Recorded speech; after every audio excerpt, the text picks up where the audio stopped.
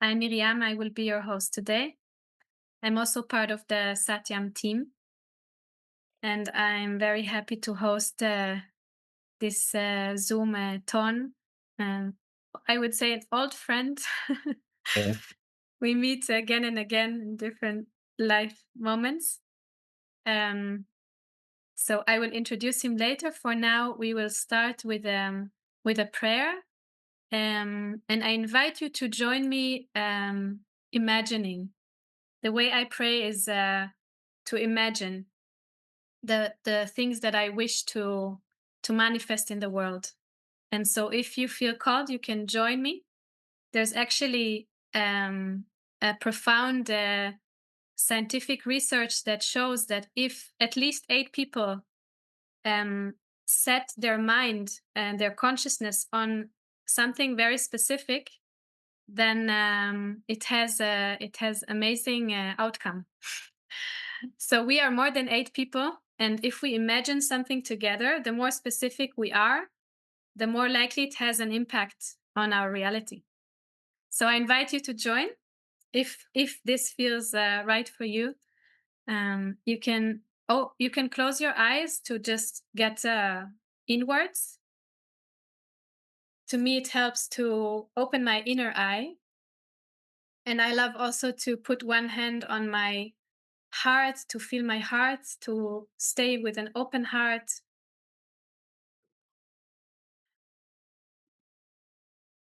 And I invite us to come together around the cause that we came for this event today, that we want to see what is happening in Gaza as a focal point of the war that is happening here, the ongoing war and the suffering. And let's for this Zoom and beyond, but let's, for this time that we are here together, let us imagine that we create a circle around Gaza. We are more than the people that are here in the Zoom. We are many, many more that are currently with us, not only in this hunger strike, but in our prayers and our heart's wishes for the end of this war and the end of war at all, for all. So let us imagine that we are creating a big circle around Gaza. Maybe we are holding hands or embracing Gaza in a way that it is held. And everyone inside it, like the people, the children, the elderly, the hostages, the prisoners, the soldiers, everyone, all inclusive. Everyone is held now in this circle. And we try to find compassion towards all living beings that are in this sacred land that is so destroyed in so much pain. And as we embrace this land, let us imagine that it can be healed, that this suffering can end, and the hungry can be nourished again in abundance, and that the sick one and the suffering one can be healed, that all the orphans can receive a warm home, that this war can end and the fighting can end, and the pain can be transformed into beauty, into love.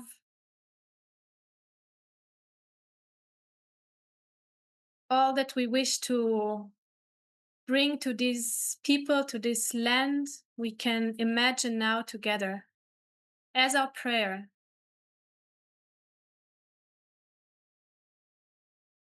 We can imagine Gaza rising as a phoenix from the ashes, She will rise, and we will rise together, and we will not let her go.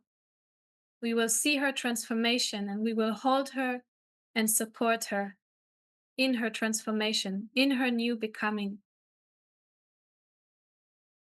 Let's envision the end of this war as soon as possible.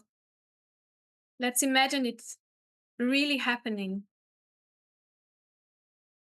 In whatever way it will happen, this suffering and the bloodshed will end, and something new can be born from this destruction and mess. Something new and beautiful. Even if it will take time, we can envision the beauty that will be created.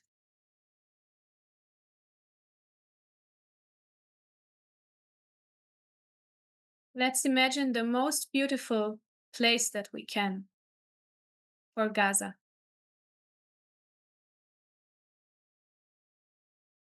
And the transformation of the people, the remaining people, to bring love and healing into their hearts and bodies and souls. We will not leave them alone. None of them.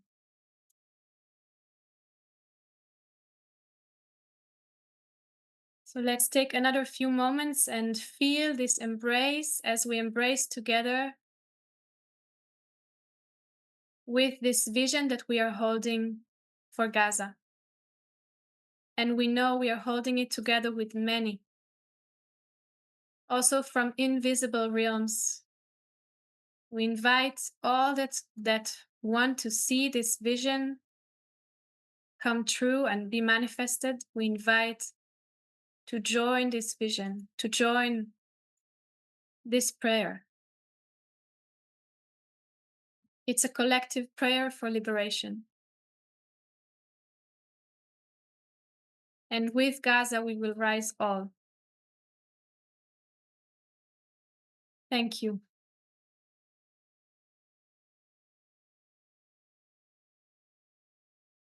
So while we will start this Zoom here together, we can continue holding that vision in our hearts. And I will invite May or David, who wants to speak about Satyam. May? And the hunger strike, maybe you can say a few words, maybe for those that are new or first time here. So Thank you. Thank you. Thank you, Mariam, for a beautiful, not only imagination, but a prayer that sees tomorrow, that sees the future. That is exactly what we've been doing. It's exactly what we're trying to do. It's the 31 day of the hunger strike. And yeah, I was speaking to Tom earlier and he asked, how am I? And I said, it feels good to my soul. This hunger is good to my soul. It's good to feel it. It's good to be in it. It's a continuous reminder of what is happening just a couple of hours away from here. Continuous reminder of the children dying not only from bombardment but starvation. A reminder of the abundance that we have. A reminder of what we are. A reminder of the women grieving, dying under the rubble for days and hours, for the hostages who are also longing to walk out, to be held, to eat, to remember what does it mean to cook together, to eat together, the prisoners, the children prisoners, the reality that is not only here, not only here, in many different places.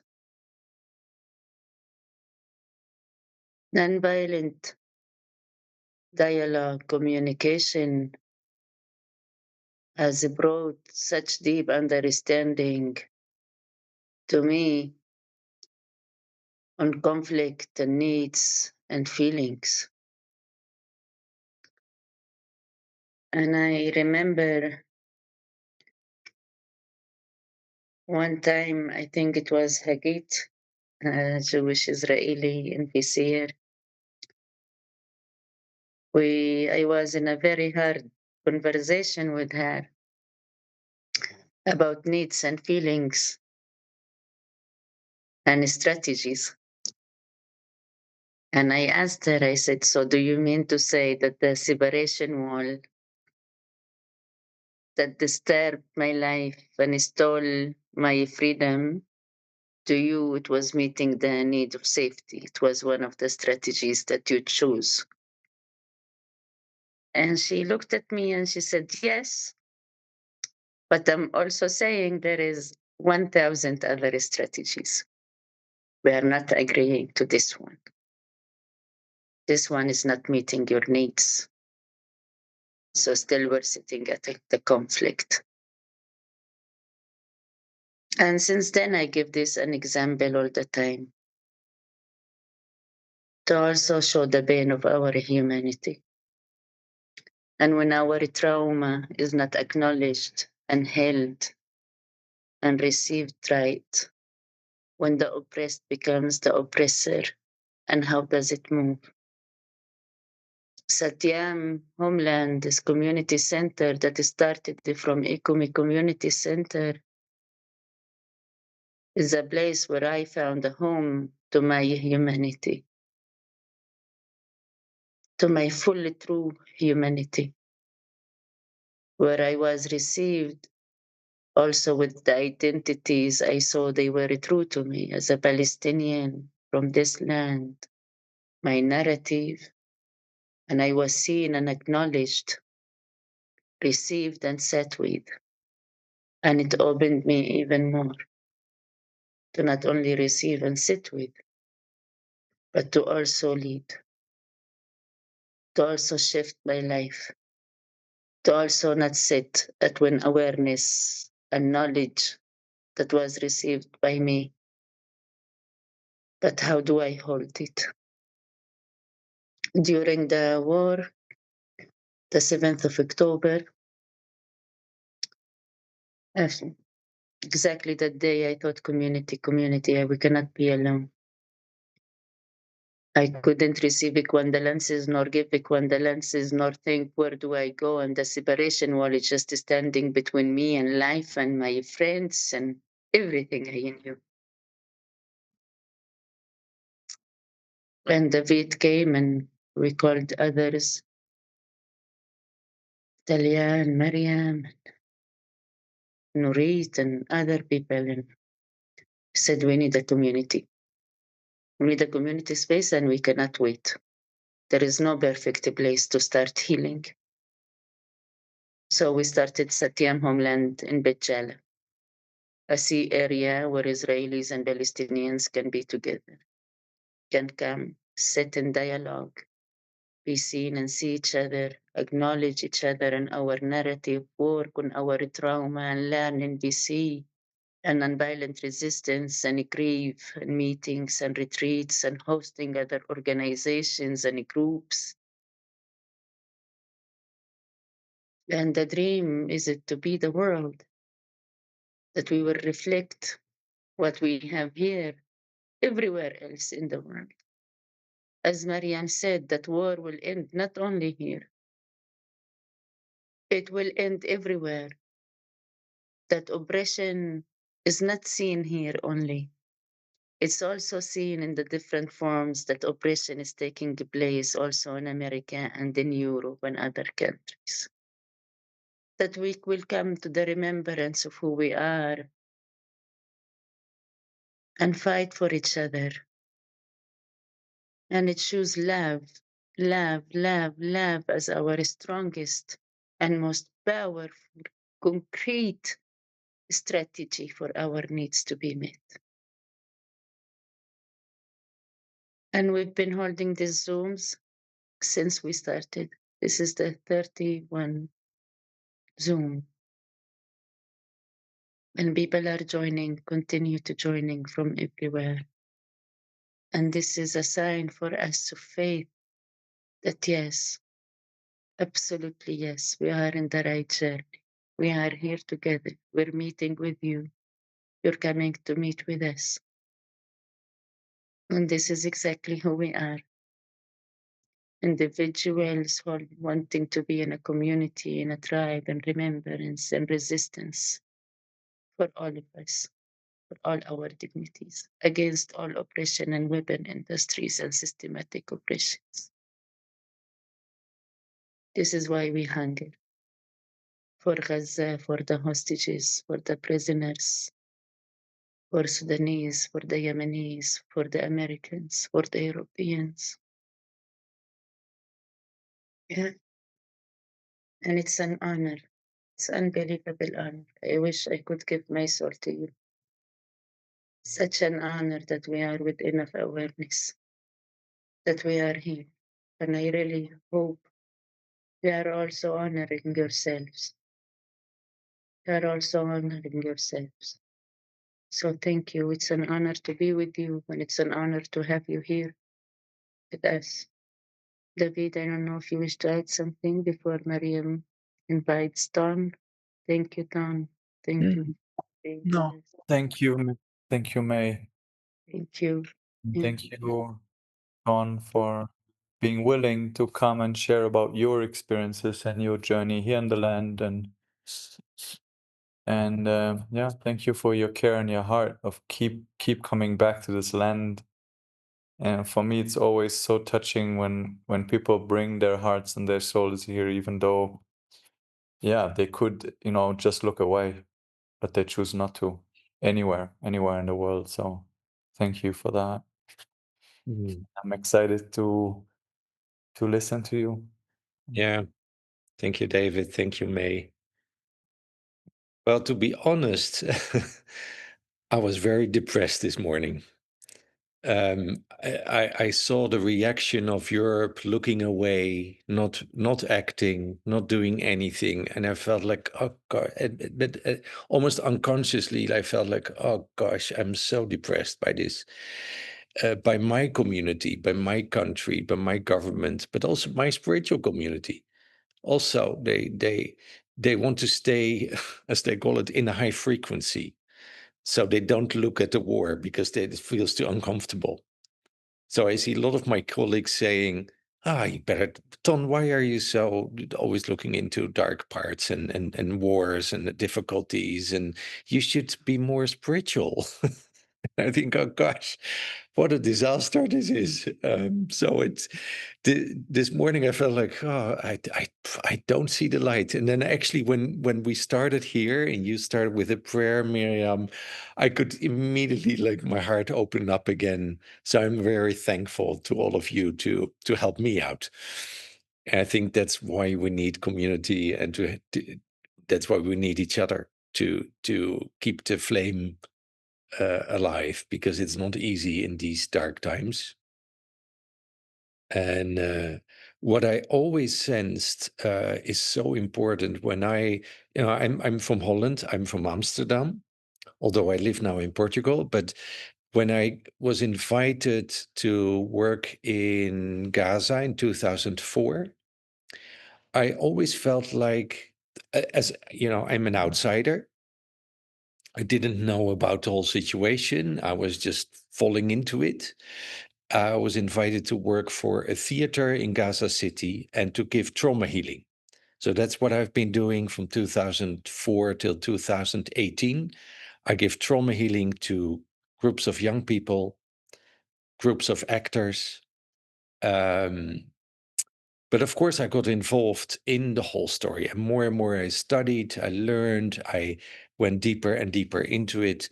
I was invited after each war to come back. But I always felt like it's so important to connect with all the different parties and not to choose sides. To be clear, to see what's going on, to understand what's going on, and that's not so easy actually in the beginning when you're coming in. It's but to stay open to all the different perspectives in this whole story. The Jewish perspective, the Islamic, the Palestinian perspective, the Christian perspective. I deliberately call the three religions because I think it's part of the problem and it's also part of the solution.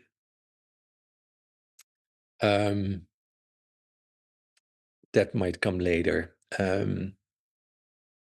I think for me, it's been an enormous challenge and an enormous growth to be part of this, to learn and to go deeper into it. And I also feel like, especially after the war, I have, of course, many friends living in Gaza at the moment.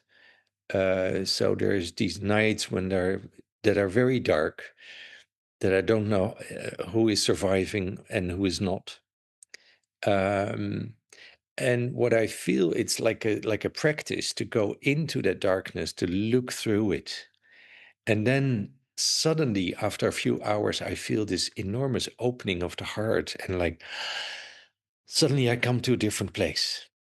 It's like you sink into the depth, and then at the bottom you suddenly open up, and there's something new coming. There's light at the end of the tunnel. And I think that's what you brought in also with the visualization, Miriam, that we're going to visualize this light at the end of the tunnel, because we're in the tunnel, very obviously. It's painful, it's dark, it's awful. But it's good that some people hold the light up till we're out of it at some point, and we don't know yet when that will be. But to visualize a future that's better than what's happening now. Yeah. So another part that I want to bring in is that after working in Gaza for 10 years, there was an Israeli friend of mine, Devorah Perlman, a wise elder from Khalil, from the north. And she told me, Ton, now it's time you come to our side, because you've been working in Gaza for a while and you know the story from the Palestinian side, but now you have to hear our version of the story. Okay, I said, that makes a lot of sense. I agree with you. And I started doing men's groups in Israel, doing trauma healing with Israeli men. And that went on for about 10 years. And also giving lectures, because I wrote a book which was translated into both Arab and Hebrew. So I did a lecture tour. And one of the evenings when I gave a lecture in Jerusalem, I sent a message home to my girlfriend and I said, I actually need two hearts because I love two people. I deeply love the Jewish culture. It resonates strongly with me in my character. It resembles very much how I think, how I perceive life. And at the same time, I deeply love the Palestinian culture. And I think the solution for me is in loving it, not understanding it, because I will never understand completely the Jewish depth, and I will never completely understand the Palestinian culture. But in loving the other, or loving that which I don't know, is like a blessing to my life. And coming back to those religions, so I was brought up Catholic. I, at some point, stopped going to the church because it didn't serve me so well. But I loved all the stories from the Bible. I learned a lot from it, but I only understood it very well when I heard the Jewish version of it or the Islamic version. It was like three parts of a puzzle that came together, and I needed the other two parts. It was like the three books together make sense. And I found oneness, or I found some sort of overall view. And I think that's the enormous challenge for the whole world at the moment, to bring those visions together and not separate them, not build walls, like May was telling, not separate. And there's another part of the puzzle for me is like, I think men, so I've been doing a lot of men's work in my life.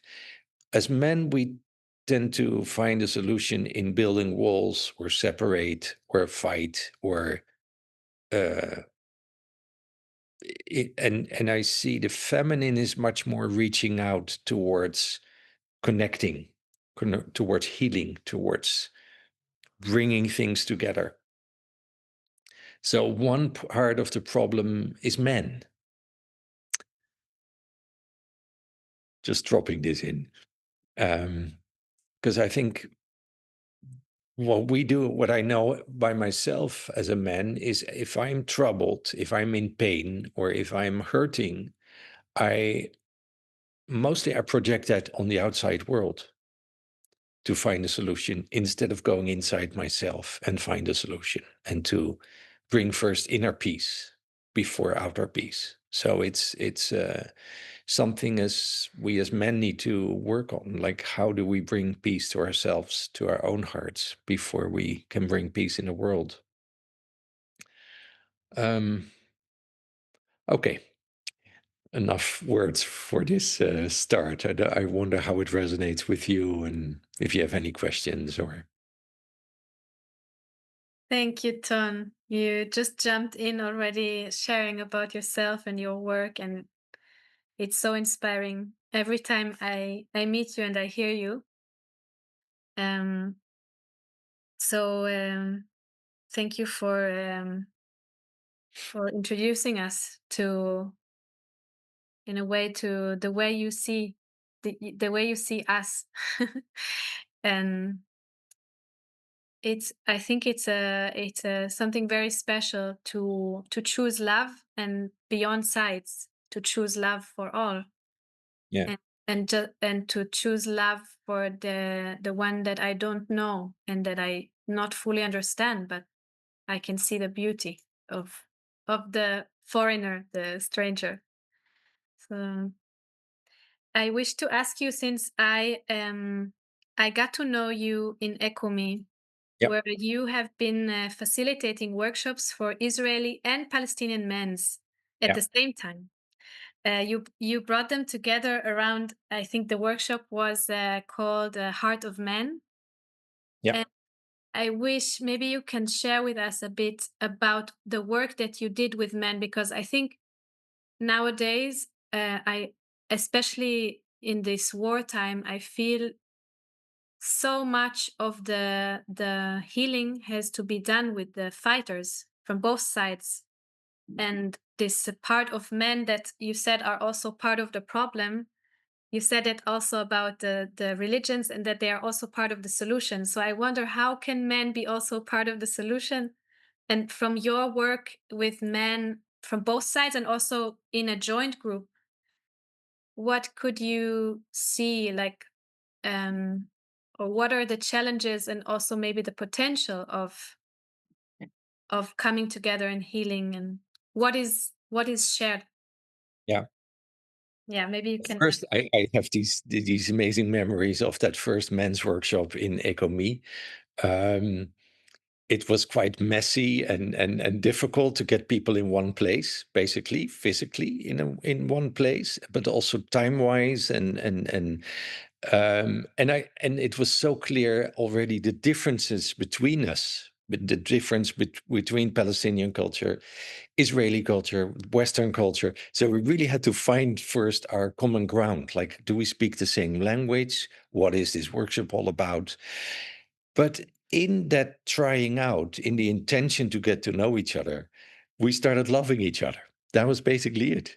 Like, it was very different. But I remember this older Israeli man saying at the end, like, we always talk about war and peace, but it's so much from the mind. That's so much like, oh, we need peace, but it's like a mind thought.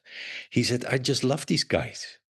And he was talking about the Palestinians that were jumping in and out of the workshop and going for a falafel or bringing falafel. I think one guy was a falafel maker, and he just always brought lunch, and which is that's not what worship was all about, but it was exactly what he was bringing to the table. We'll bring food, we'll bring drinks, and that's how we just enjoyed each other. And there was no question anymore about war or peace. We just loved each other. I think that's the basis of the men's work. Maybe we don't understand each other, maybe we don't agree, it doesn't matter. We just love each other as brothers. And I think that's so much the core of the whole thing. We have, and I think as men, we tend to go to the mind very easily. We want to understand it. We want to have a theory or an opinion or this and that. But for men, it's the journey is from the mind to the heart. And when the heart opens up, the rest doesn't matter. It's all, who cares? Who cares about religion? Who cares about nationalities? Who cares about the whole story or the past?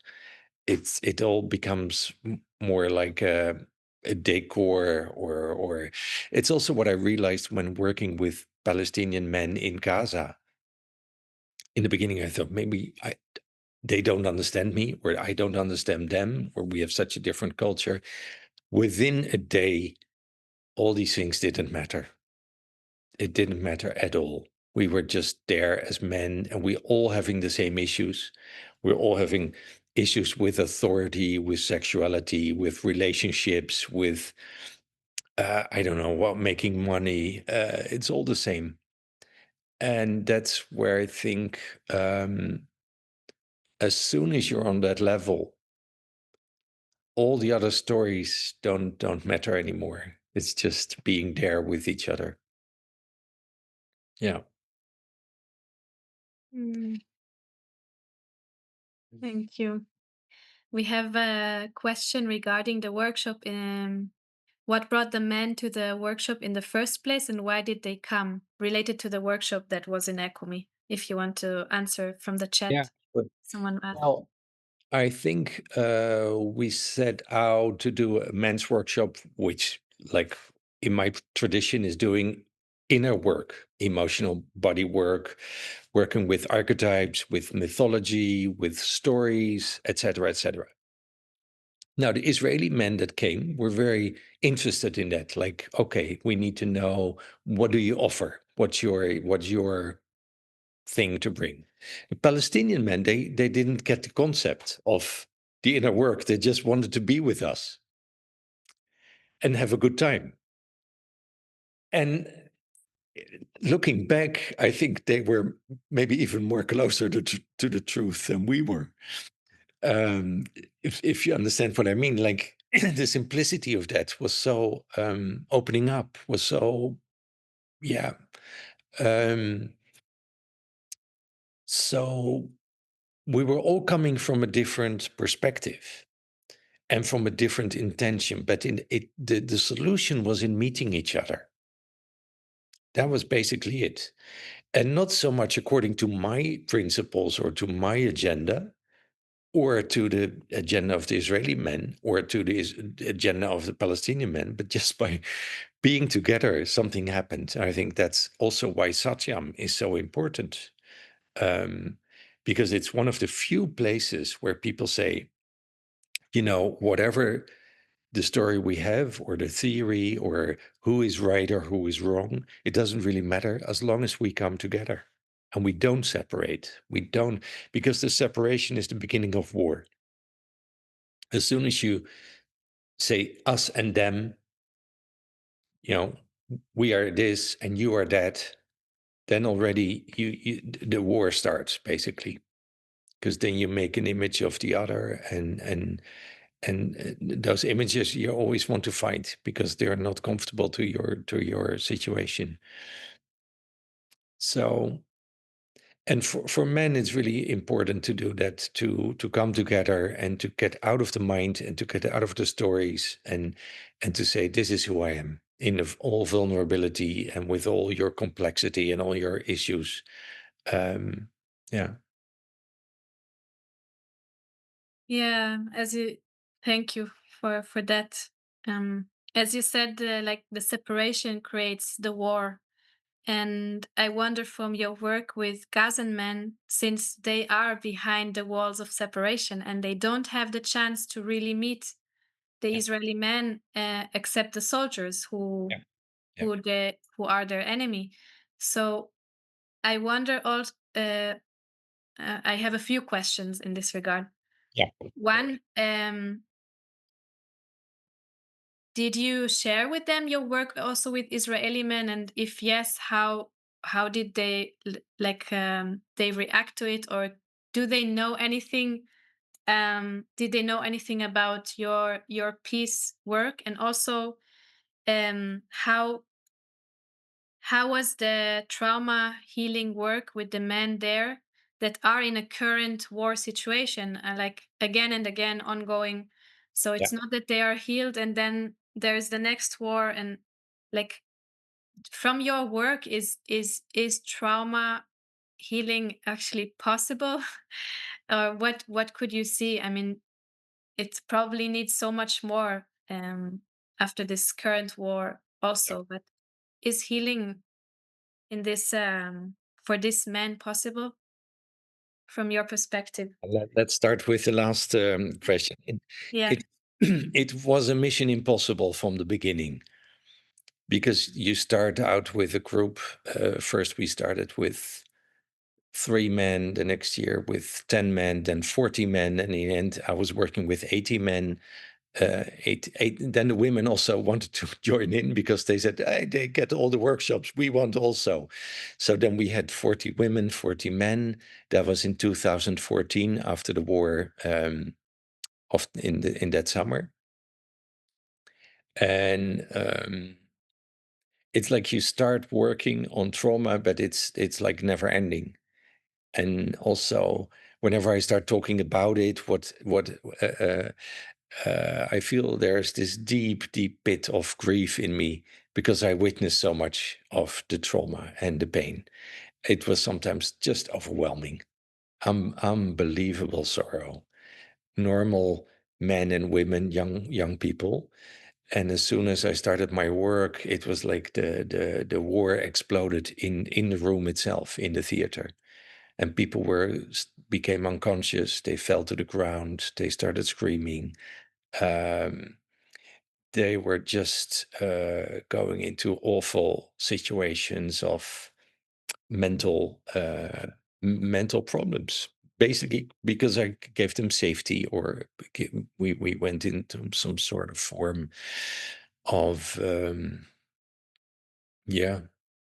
personal development, or whatever name you want to call it. And then afterwards, they started telling their stories. So mostly what happens with trauma is you shut up. You don't tell anymore because it's too traumatic. But when they went through the emotional release, then we had a whole circle of people telling their stories. And then it was my turn to get traumatized, because I heard stories that were just like, I couldn't believe my ears. It was so terribly sad. And we cried together, we laughed together. But that was when it opened up, like, okay, at least we're together in the pain of it. And what I noticed, it helped these actors to really come out, to go through it. I think because I wasn't hindered by any technical knowledge about trauma, I was just thrown into it because I had been doing men's work for 20 years. So I was thrown into the situation. And I went with them deep to the bottom of it. So I cried with them, I laughed with them. We just shared that situation, and but then I noticed that when they told their stories and they went through it, the air was cleared like a thunderstorm. It opens up the air, and you can laugh afterwards, and you go for dinner, or you're gonna have a swim in the sea, and you're relieved from something. And then these guys could start making theater again for the children in all the schools, and that's what they did. And I could see them grow every year. They became more stronger, more flexible, more reliable. And in 2014, I think it was after the war, that all the support organizations or the NGOs, they were still suffering and not working. And Theater Day Productions, the organization I worked for, after 2 weeks, they were up and running again, giving shows, going to all the schools, trying to help all the kids, because we were trained to work with trauma and to deal with it in a very quick way. So I saw it worked, and it had an enormous effect. But I must say, after October 7th and then this war, it feels like I don't know where to start. I wouldn't know. I wouldn't even know how to deal with my own trauma. I remember this one moment when I was looking at Google Maps to find my hotel, and I couldn't find even the neighborhood anymore.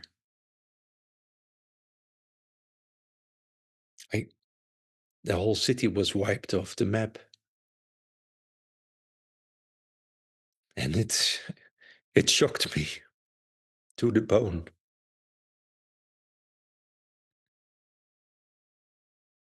And I think this is what's happening now with the whole Gaza. It's like a whole population is being wiped out.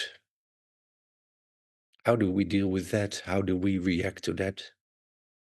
I don't know. I don't have answers. It's such a tragedy. I can't even understand with my mind. And I think we all having these issues. Like, how do we cope with this?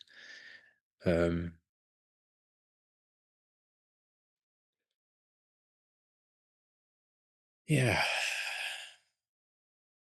And I always come back, funny enough, in these last 1.5 years, what gave me the most solace, or how do you say that? Solace is a word, yeah, is looking at stories from the Second World War, how people coped with the Holocaust, which also was this kind of devastating thing, and then how people reacted to it, how the Jewish people reacted to it. Like, wow, that gave me so much insight and depth and wisdom.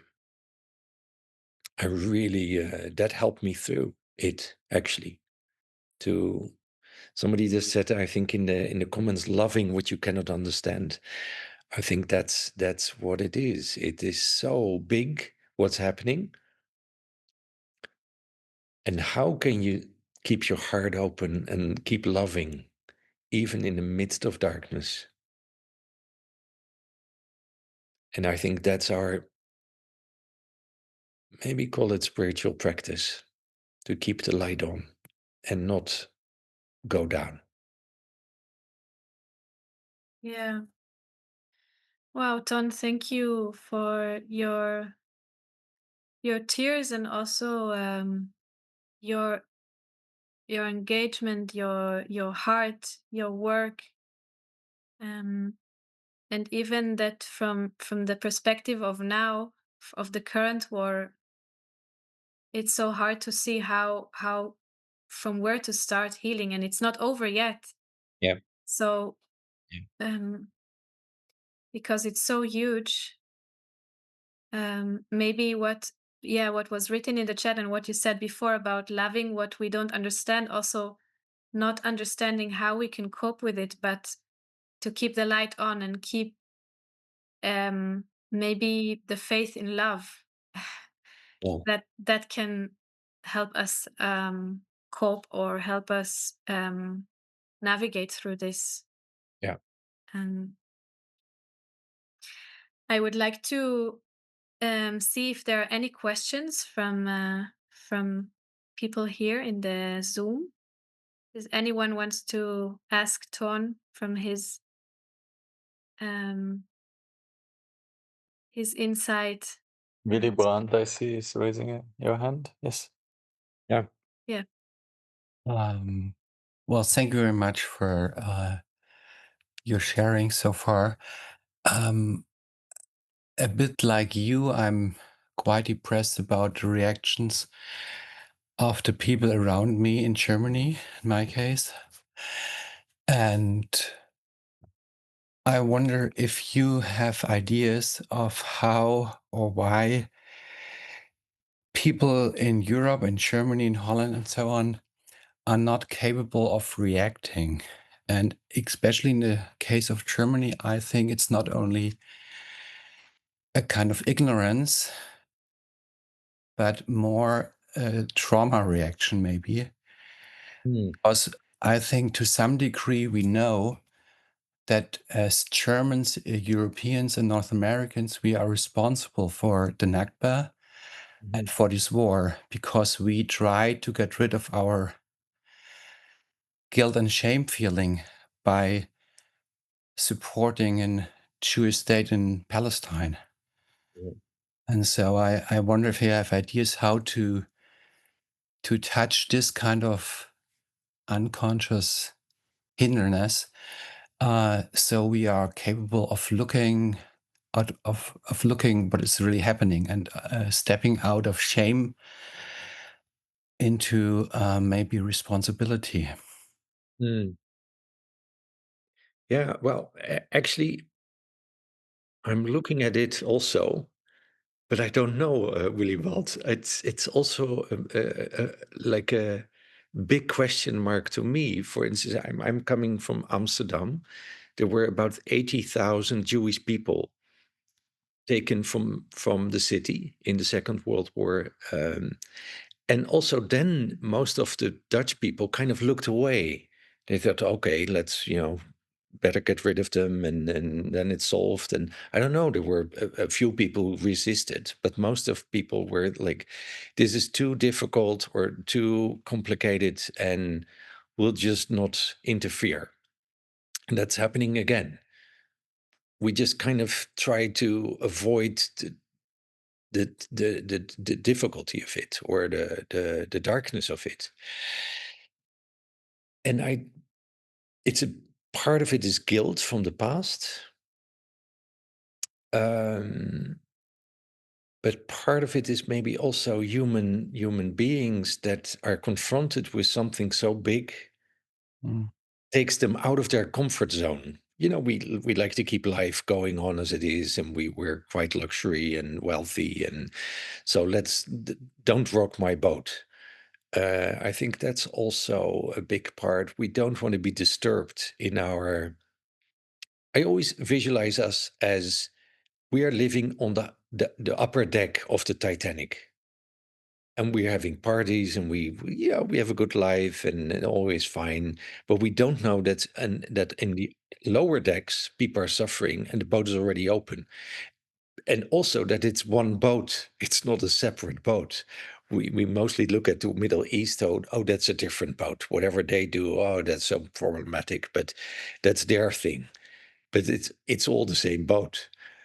When the decks down there are flooding, we're going down as well. And that's what we see happening at the moment. Europe is going down because we don't know how to react to it in a way. So we're suddenly realizing that the water coming is also coming to our deck, and that people from lower decks want to come to our deck to survive, and we close the doors. We say no immigrants anymore because it's getting too crowded here. We're afraid. We're afraid that we'll be going down with everybody. Yeah. I see two hands coming up. I want to just add something, if I may, Yeah, sure. to your answer before.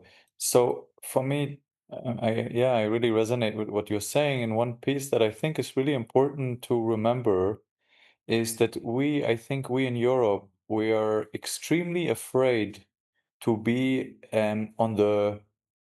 to fall into, how do you say, to be on the wrong side. Extremely afraid, because we have killed each other so many times, and we see it in the media in Corona times and other times. People are being shut down and made wrong, dehumanized instantly. And it's a very strong method in Europe. That's why people don't demonstrate and don't rise up. We in Europe, we have really lost the power of community.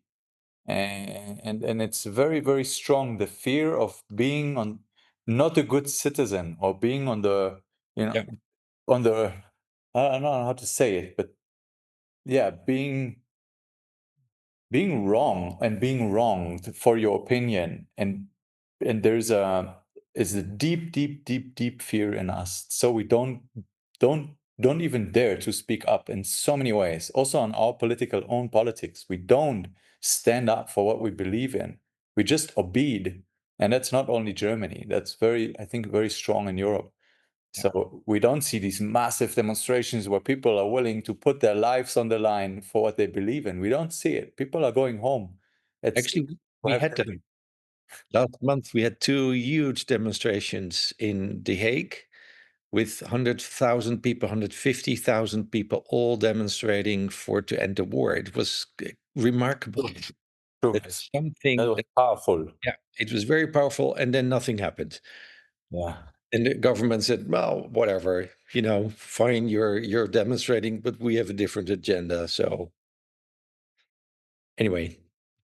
Yeah, but just pointing out how easily you're made an anti-Semite if you speak against the actions of Israel, and how easily you're delegitimized, and this polarization is really making it hard for people to feel heard and have a differentiated also dialogue around the complexities of the situation. Yeah.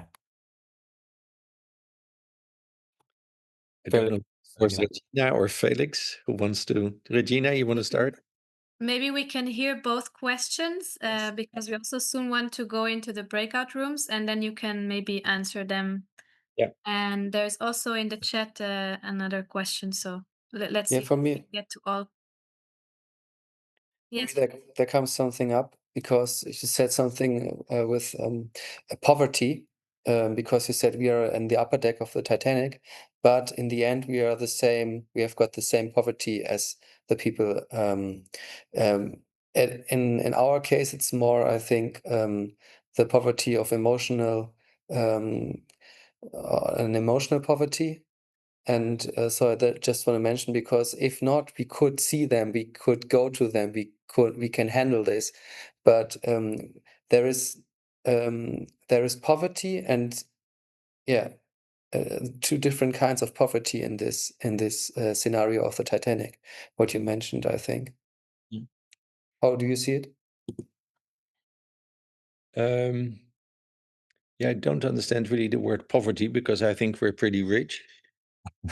Okay, I mean emotional or lack of or absence. Right. Yeah, it's the absence of understanding that we're all one, and to open up. Actually, we're more and more closing down because we're so afraid for all the influences. So that's what the politics is, more like closing at the moment, which is a pity, I think.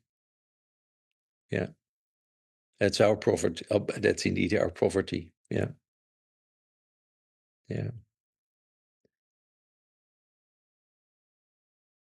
Yeah, thank you.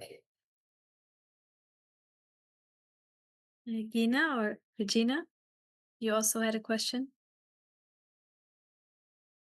Yes. Ton, thank you.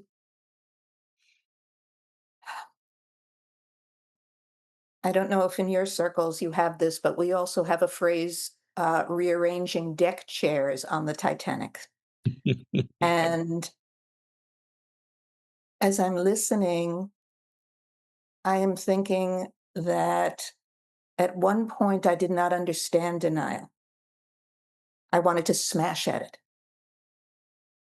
And now, actually, part of the heartbreak is that I understand it. I totally understand why most people do not want to deal with this.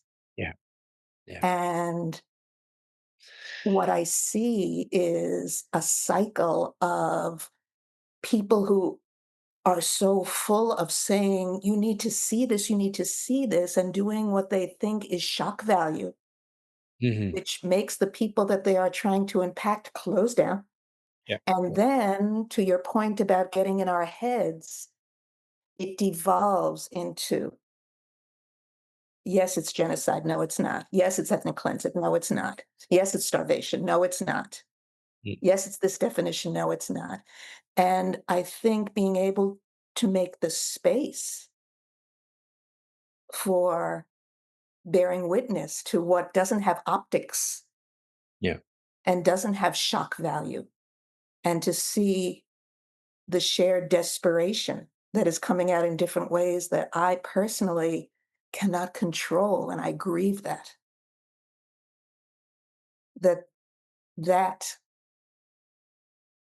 that silence, that heartbreak needs to be, I don't want to say part of our discourse because then we'll get into discourse. Thank you, Regina. Yeah, that's a very, yeah, very good addition. Yeah.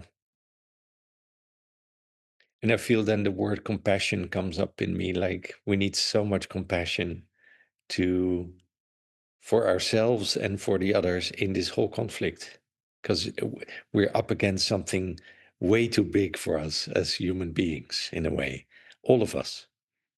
So we need to have a lot of compassion to go through this and to say, okay, we do what we can, and we all take different parts and deal with it. But it's a hard thing. Yeah, yeah. Yeah. Thank you all for your questions. Maybe we can close with the last question from the chat. I will try to summarize what I read.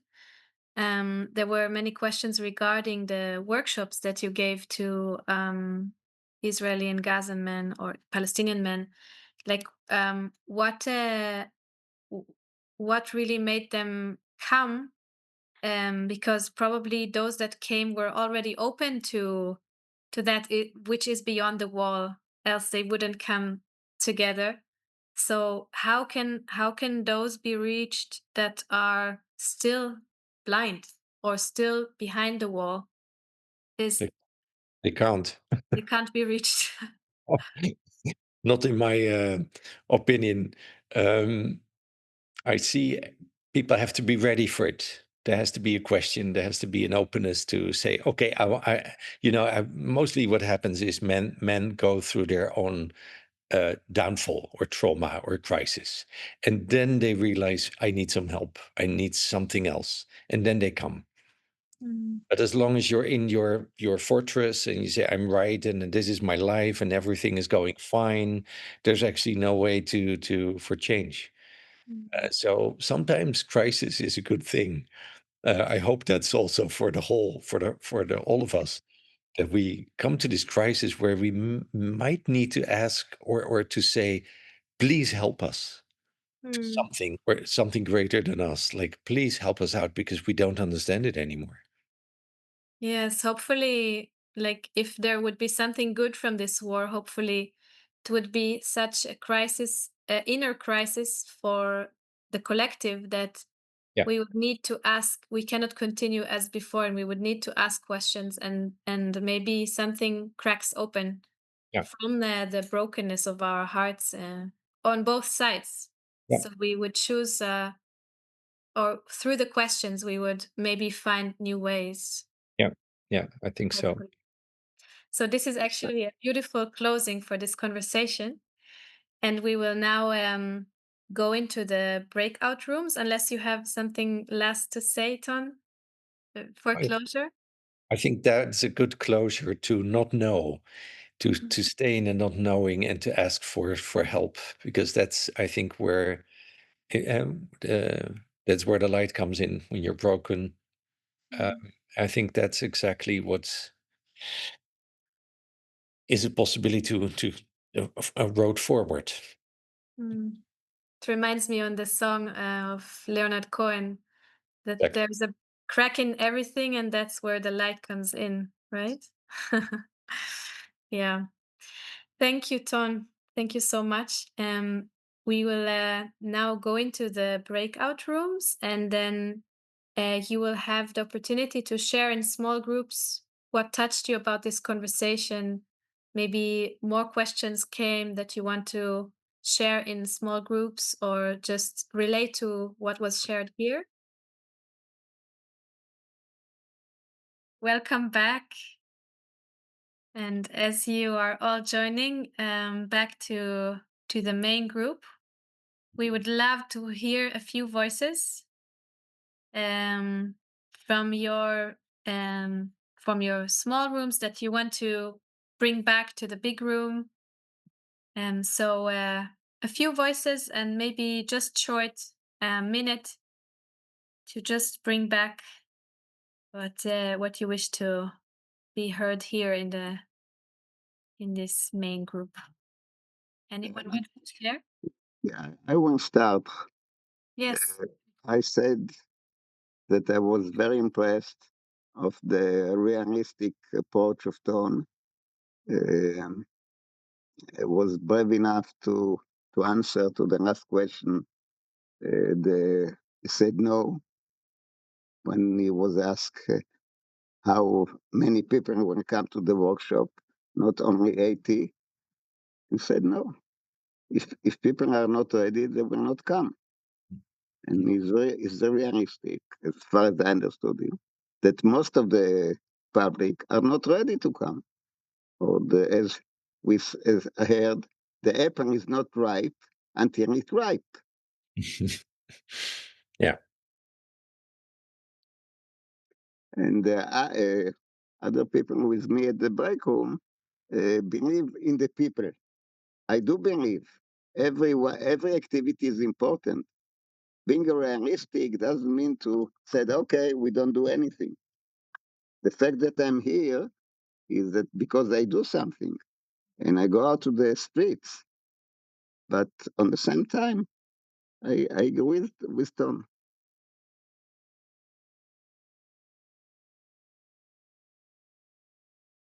Thank you, Tom. Thank you, Hanoch. Thank you, Hanoch. Anyone else wants to share? Hi. Noah. Yes. Hi. Welcome.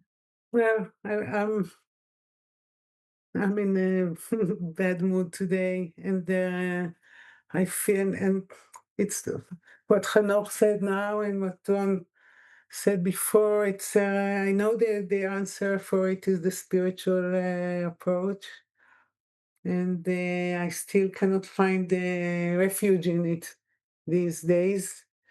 The actions that I do with for the action for the Gaza kids is on one hand so significant and getting such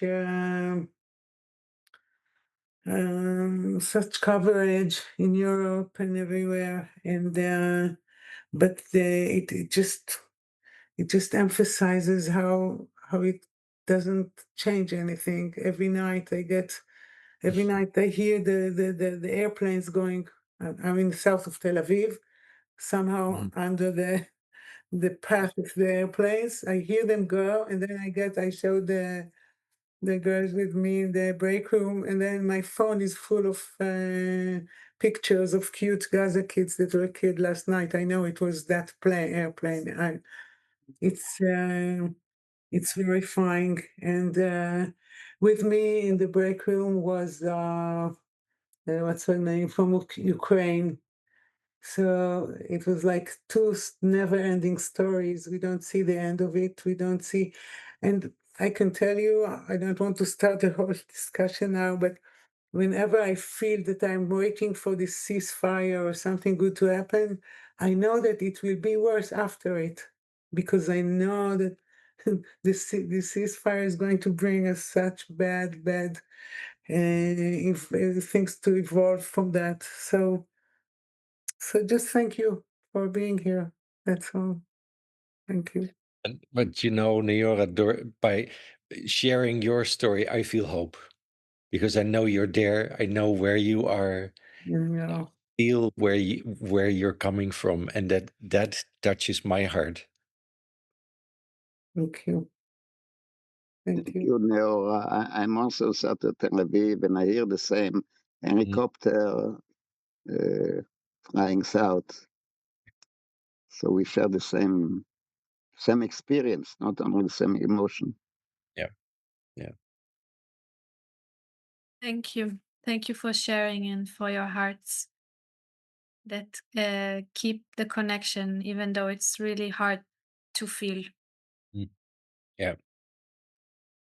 Ah, I would like to also share something. yes, My Tamar. name is Tamar. It's my first time here, so I'm very appreciating the situation. Thank you, Don, for your great spirit and optimism.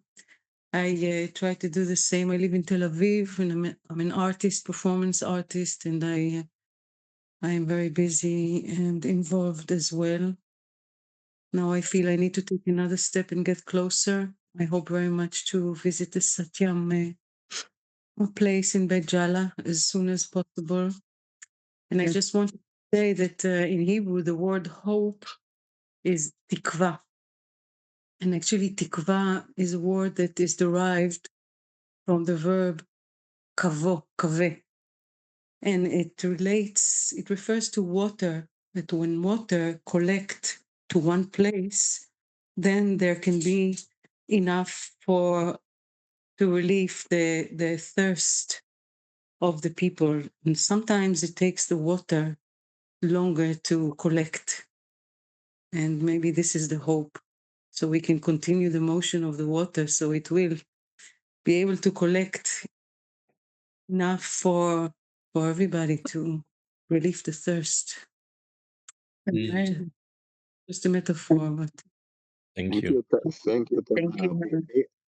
Being Israel speaking Hebrew, I would say it in Hebrew, mikveh mayim chaim. Yes. Can you translate it? Mikveh Mayim Chaim means and like a spring or the place where the water gathers that And brings give life. Yes. Give life. Like, Yes, thank you for this beautiful metaphor, Tamar, and maybe this is a beautiful closing.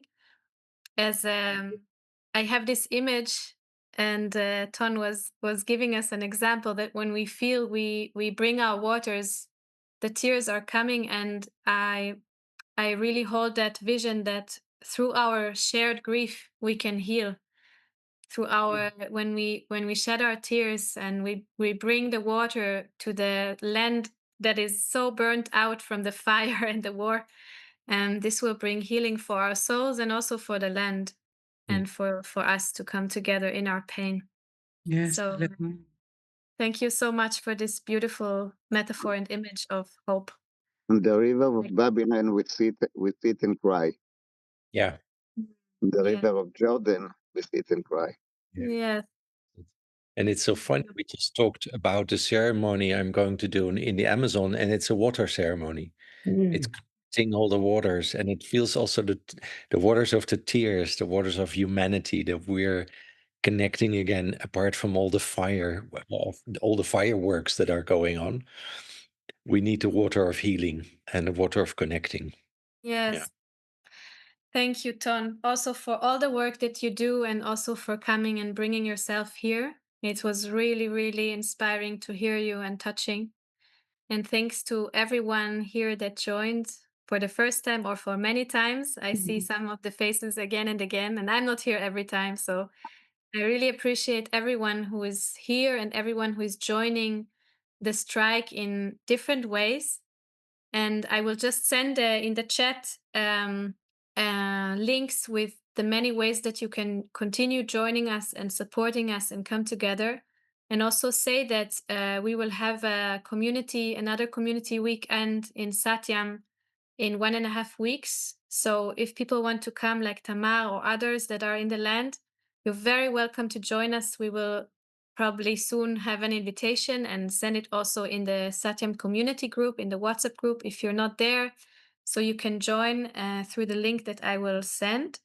And of course, you can also join and support our message and our call to participate and be part of this movement by sharing it through social media and by sharing your own experience, by bringing your hearts and continue to bring them to Gaza and to all the places that need it now. Like now in Syria, also thousands of Druze are being killed. Like the war is happening all around, and it's like the fire is again and again moving to different locations, and it is really needing our tending hearts to extinguish this fire of war and keep the vision of a future in peace alive. This is really important. So, with this gratitude to all, I want to ask if anyone wants to close with a small prayer or song for those that don't need to rush and close already now. I see Regina, you raised your hand. You're welcome. Please.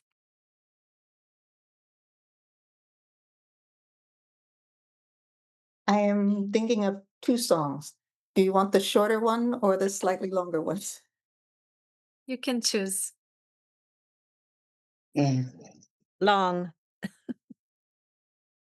Long? Yes, Yes. please. Okay. Or both. Well, Yeah. may we continue to sing together, because for me, this singing is one of the ways of moving through what we've been talking about here. We talked about Leonard Cohen. Actually, his song that comes to mind for me right now is "If It Be Your Will," and I wanted to offer that. Yes, please. It's a prayer, and if you know it, please sing along. Unfortunately, muted because Zoom. And I will try to pitch it low in case somebody wants to sing along. I usually sing higher. If it be your will that I speak no more, and my voice be still as it was before, I will speak no more, I shall abide until I am spoken for. If it be your will, if it be your will, that a voice be true from this broken hill, I will sing to you. From this broken hill, all your praises they shall ring. If it be your will to let me sing.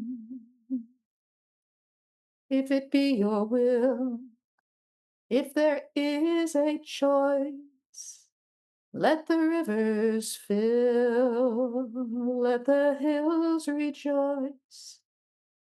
Let your mercy spill on all these burning hearts in hell. If it be your will to make us well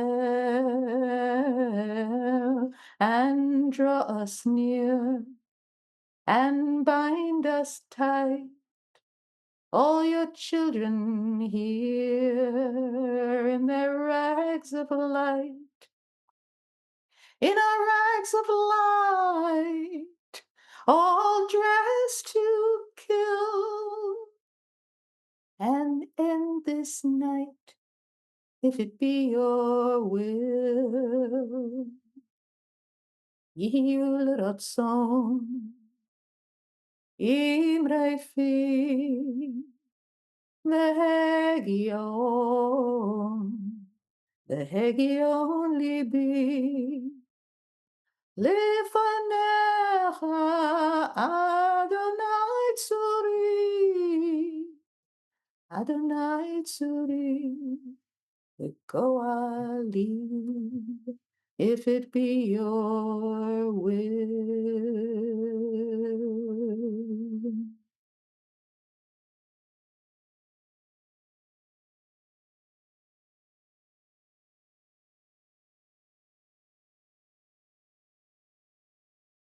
Thank you so much, Regina. And thanks to everyone. Thank you, Ton, again. Thank you, May and David, for your amazing strength to keep on going and inviting for this. And thanks to everyone who joined us. Thank you, Mariam Habibti, for everything. A beautiful journey, healing journey to walk with you, and David and Ton. Thank you, dear. It's an honor to have you, all of you, Regina, for your voice, songs, healing. To all of you, thank you.